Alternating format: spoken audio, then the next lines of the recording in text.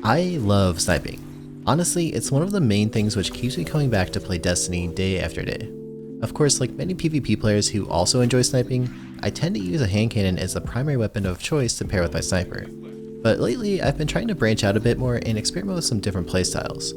Traditionally in Destiny, the last word has been my go-to pairing with a sniper rifle, but in the last couple of seasons, it's been subject to a number of nerfs and buffs that made the last word feel good on controller, but kind of unwieldy on my preferred input device, the mouse and keyboard.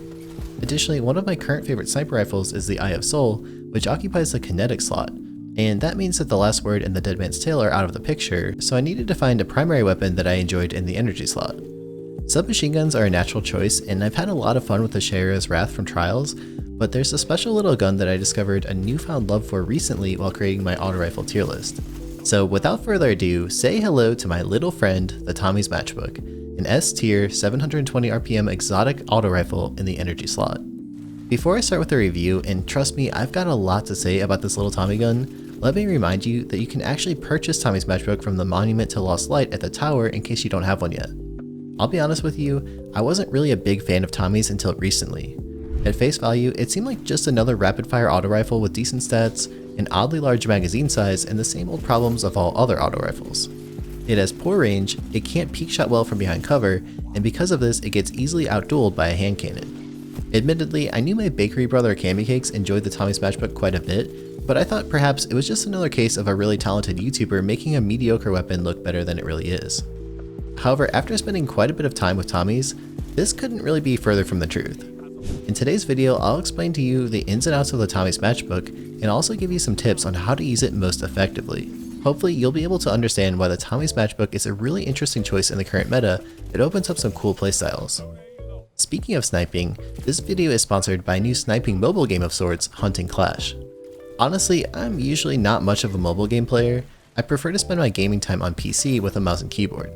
But earlier this month, I had to take a long car ride for a trip out to Colorado and back, which had me spending a lot of time in the car without much to do.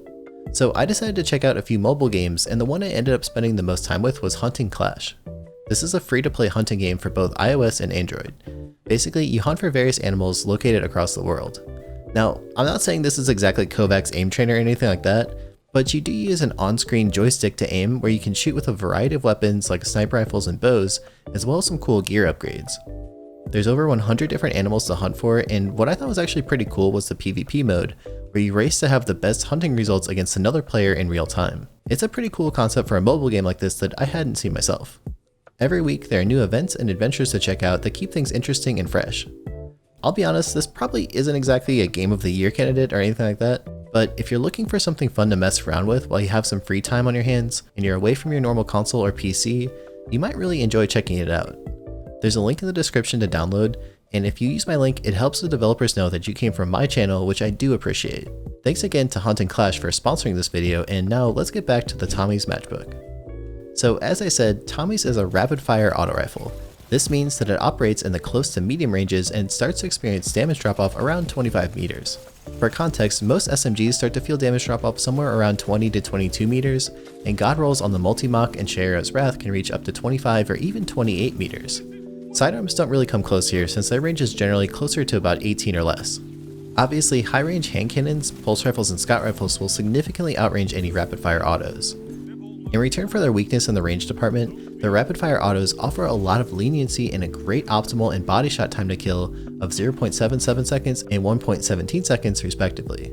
Also, the rapid-fire auto rifles experience less severe damage drop-off than SMGs, which helps you maintain a decent time to kill even slightly outside of their optimal range.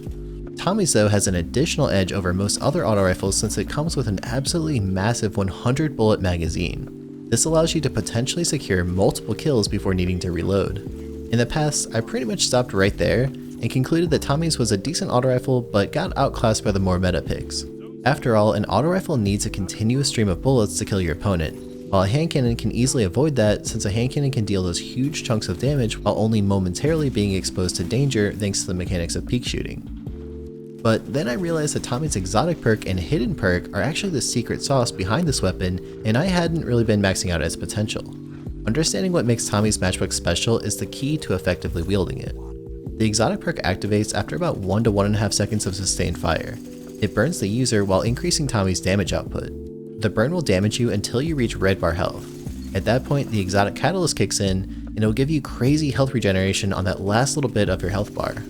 Technically, what I believe is happening here is that the burn eats through your shield, but it will keep you close to the top of your non-shield health bar with the rapid regeneration. You can imagine this as a version of kill clip just for spinning up Tommy's, which is very deadly. You'll need to time this correctly, since otherwise you'll be chipping away at your own shield prematurely and making yourself an easier kill for your opponent. But Tommy's hidden perk is, in my opinion, even more valuable than the exotic perk. See, just like the Dead Man's Tale and the Last Word, Tommy's has virtually perfect hipfire accuracy and a fantastic hipfire stability, while also reducing the incoming burn damage while you shoot it in hipfire mode. The near perfect hipfire accuracy is truly a game changer for the Tommy's Matchbook. I know it might be hard to wrap your head around all these different benefits, so let's take it one step at a time. First off, let me state the obvious. Your situational awareness and decision making is much better when you're hipfiring because your radar stays open and your strafe speed is much faster. You'll have an easier time taking in information from the battlefield from many different sources because you're not getting tunnel vision on your enemy. Secondly, and most importantly though, you can peek shot better and quickly close the gap on people hiding behind cover. Think about it this way, your biggest enemy in duels is often a peek shotting hand cannon or pulse rifle user. However, with hipfiring Tommy's, you can strafe much faster than your opponent, meaning that you can keep them within your line of sight by strafing into their cover. Take a look at the background gameplay. Do you notice in this demonstration how I absolutely melt my opponent even though he's trying his best to peek shot me and minimize damage? The more time your enemy takes to kill you, the longer time you have to get that exotic perk rolling, which will significantly increase your damage output, again making it harder for your enemy to peek shot against you because they'll be taking so much incoming damage. The damage bonus here is quite significant. Tommy's optimal time to kill drops from 0.77 seconds to a crazy 0.5 seconds, and probably even more impactful, the body shot time to kill of Tommy's drops from 1.17 seconds down to just 0.77 seconds, which is the same value as hitting all headshots in normal mode. Again, to give you some context here, these kill times closely resemble a heavy ammo machine gun. If you hipfire Tommy's, you'll sustain much less damage from the burn, and the great hipfire accuracy will let you easily land shots and absolutely melt your opponent. For your opponent, you'll be very hard to hit since you're probably strafing much faster than they are. Again, this is one of the things that makes dueling against the Last Word and Dead Man's Tale so difficult. And the cherry on top of the pancake, Tommy's Matchbook offers great in-air accuracy while hipfiring, meaning that you can make some aggressive aerial plays. This gives you even more opportunities to invalidate your enemy's cover by simply jumping over it. Curiously though, Tommy's doesn't feel too good in the air if you aim down sights, so most of the time I recommend sticking to hipfire while you're in the air. You have a lot of options to make your play and defeat hand cannon and pulse rifle users if you know how to play against their weaknesses. Of course, your playmaking potential here isn't limited to just playing against hand cannons and pulse rifles.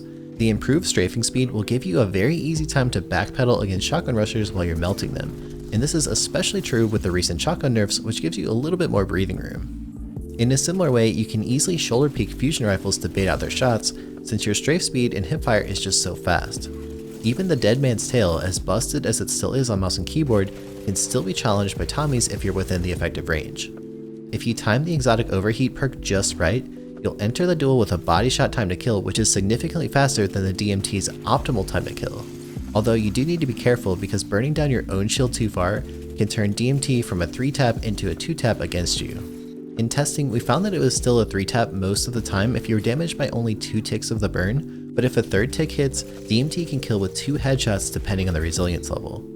On the topic of range, you have to be conscious of the fact that Tommy's does lose a bit of effective range while you're hipfiring. In hipfire mode, the Tommy's Matchbook has an effective range somewhere around 17 meters. Admittedly though, the damage falloff is not particularly devastating since it does have a fairly gentle drop-off curve, and this is why I'd suggest that you reap the benefits of the hipfire all the way up to somewhere around 20 meters. Basically, I would recommend hipfiring players within traditional shotgun to SMG range, and then aim down sights for any opponents further away. I don't think that you need to get too carried away with focusing on the exotic perk too much either. The burn and the high magazine size combined offer a lot of playmaking potential for 1vx engagements, but in my opinion, you should think of the exotic perk more like an additional novelty. Most often, it's too dangerous to go into a duel already burning since you'll be cutting down your own shield.